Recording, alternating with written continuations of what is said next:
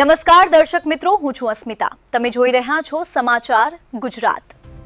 અમદાવાદ ખાતે મનનમ એન્ટરટેનમેન્ટ દ્વારા આયોજિત બ્રહ્મ સમાજ નાઇટ ક્રિકેટ ટેનિસ ટૂર્નામેન્ટનું ભવ્ય સમાપન સમારોહ યોજાયો.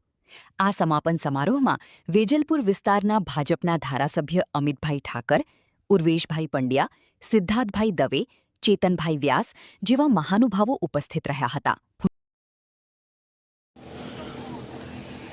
સર, જે આજે લીગમાં તમે જે હિસ્સો બન્યા છો, શું કહો છો ગુજરાતની જનતાને, અમદાવાદની જનતાને?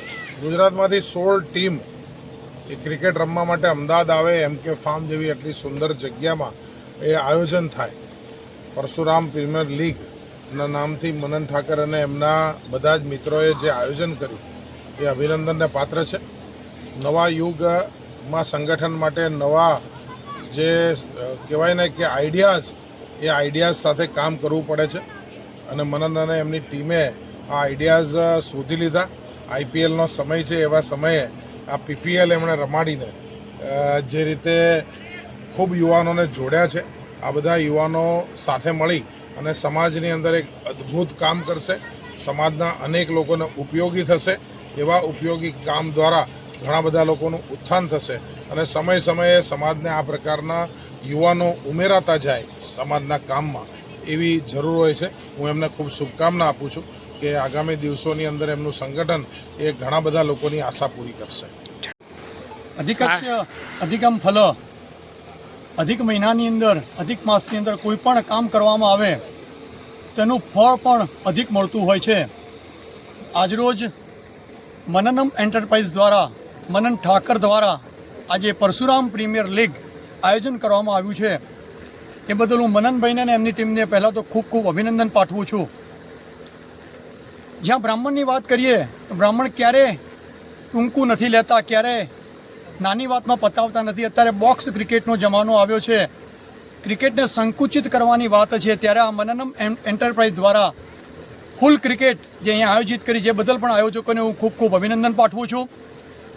અને નાની ક્રિકેટ ટુર્નામેન્ટોથી, નાની સંસ્થાઓ દ્વારા આયોજિત થતી આ ફોરમથી જ સારા ક્રિકેટરો અને સારા સમાજને માર્ગદર્શન આપી શકે એવા યુવાનો તૈયાર થતા હોય છે. એ બદલ પણ હું આ ટીમને અભિનંદન આપીશ કે એમને જે આ પ્રયત્ન કર્યો છે સમાજને એકત્રિત કરવા માટેનો. ક્રિકેટ એ માત્ર ને માત્ર એક માધ્યમ છે અને એ માધ્યમથી સમાજના યુવાનોને ભેગા કરવાનો પ્રયત્ન કર્યો છે, એકત્રિત કરવાનો જે પ્રયત્ન કર્યો છે એ પણ સરાહનીય છે. સમગ્ર ગુજરાતની અંદરથી આ વખતે 16 ટીમોએ ભાગ લીધો છે.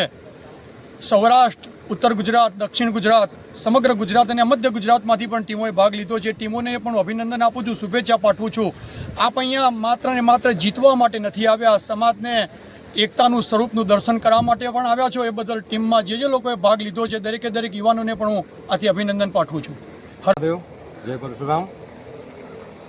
તમે આઈપીએલ અને પીપીએલ બેની કમ્પેરિઝન કરી તે બદલ તમારો ખૂબ ખૂબ આભાર. પહેલાં તો અહીંયા બ્રહ્મ સમાજના યુવાનો વૈભવ સૂર્યવંશી અને એના કરતાં પણ ખૂબ સારું પ્રદર્શન કરનારા છે, જે અહીંયા પીપીએલમાં આપને નજરે પડ્યું હશે. એક યુવાને અહીંયા જે રમત એમની દર્શાવી છે તે બદલ હું ખરેખર એમને જોઈને ખૂબ આનંદિત થઈ ગયો છું. અને મારો આ કાર્યક્રમ સફળ બનાવવા માટે પહેલાં તો મારી ટીમ અને સર્વે મહાનુભાવો જે અહીંયા ઉપસ્થિત રહ્યા છે એમનો ખૂબ ખૂબ આભાર.